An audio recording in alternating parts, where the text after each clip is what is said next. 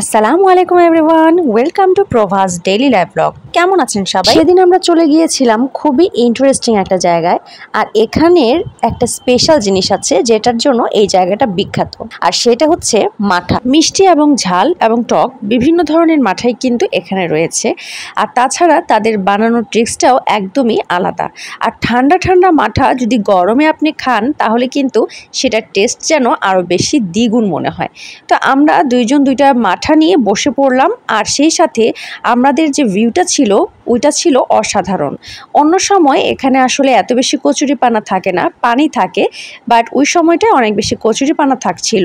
কিন্তু তারপরও এত সুন্দর ঠান্ডা একটা বাতাস ছিল, কেননা এই দোকানগুলো কিন্তু ছিল নদীর উপরে, এবং যার জন্য ঠান্ডা শীতল বাতাস বইছিল। তো সব মিলিয়ে সেদিন কিন্তু আমরা অনেক এনজয় করেছি, আর প্রচন্ড গরমে গিয়েছিলাম, যার জন্য ঠান্ডা ঠান্ডা মাঠাটা খুব বেশি ভালো লাগছিল। এবারে বলুন তো জায়গাটা কোথায় হতে পারে? অবশ্যই কিন্তু কমেন্টসে জানাবেন। সবাই ভালো থাকবেন। আল্লাহ হাফেজ।